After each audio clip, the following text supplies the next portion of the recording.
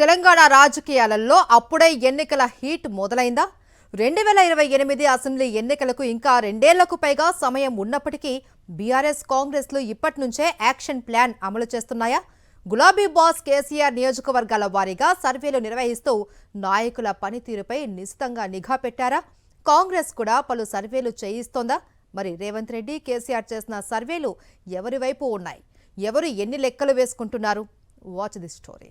2028 assembly ఎన్నికలను లక్ష్యంగా చేసుకుని బీఆర్ఎస్ అధినేత కేసీఆర్ పార్టీని క్షేత్రస్థాయిలో పునర్వ్యవస్థీకరించే పనిలో నిమగ్నమయ్యారు.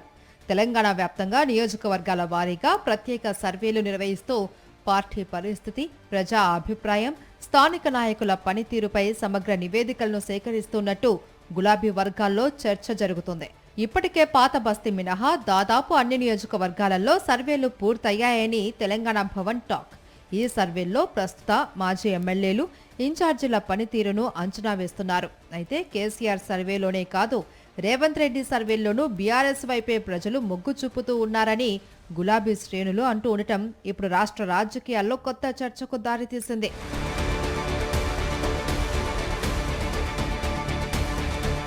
సీఎం రేవంత్ రెడ్డి అంతర్గత సర్వేలు చేయిస్తూ ఉన్నారని, అందులో కాంగ్రెస్ ప్రభుత్వంపై వ్యతిరేకత పెరిగిందని, మరోసారి కేసీఆర్ను సీఎంగా చూడాలి అని ప్రజలు కోరుకుంటూ ఉన్నారని బీఆర్ఎస్ వర్కింగ్ ప్రెసిడెంట్ కేటీఆర్ స్పష్టం చేస్తున్నారు.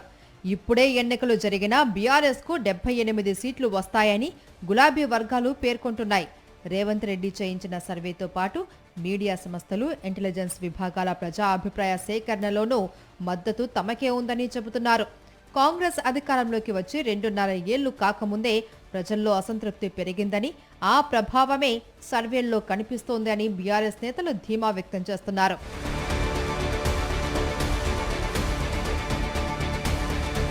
మరోవైపు రాష్ట్రంలో కాంగ్రెస్, బీఆర్ఎస్ మధ్య విమర్శలు తీవ్రమవుతున్నాయి. ఒకవైపు బీఆర్ఎస్ కాంగ్రెస్ ప్రభుత్వంపై ఆరోపణలు చేస్తూ ఉంటే, ముఖ్యమంత్రి రేవంత్ రెడ్డి మాత్రం గత బీఆర్ఎస్ పాలనపై విమర్శలు గుప్పిస్తున్నారు. ప్రజలు మళ్లీ కేసీఆర్ నాయకత్వాన్ని కోరుకుంటున్నారని బీఆర్ఎస్ చెబుతూ ఉండగా, కాంగ్రెస్ మాత్రం తమ సంక్షేమ, అభివృద్ధి కార్యక్రమాల పట్ల ప్రజల్లో పూర్తి సానుకూలత ఉందంటోంది. దీంతో తెలంగాణ రాజకీయాల్లో సర్వేలు, ప్రతి సర్వేల వేడి మరింత పెరిగింది.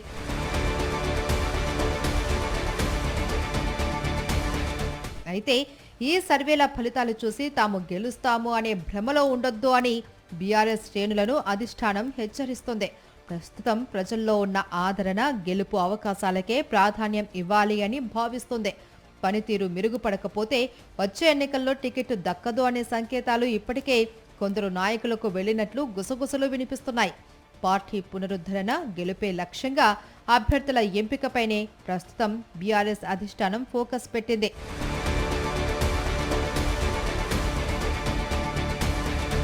2028లో కేసీఆర్ మళ్లీ ముఖ్యమంత్రి అవుతారు అని, బీఆర్ఎస్ తిరిగి అధికారంలోకి వస్తోంది అనే నమ్మకాన్ని కేటీఆర్ గట్టిగా వ్యక్తపరుస్తున్నారు.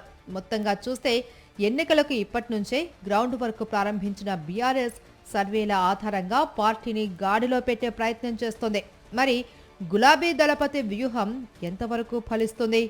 నాయకుల పనితీరులో ఎలాంటి మార్పులు వస్తాయి అనేది రానున్న రోజుల్లో తేలనుంది.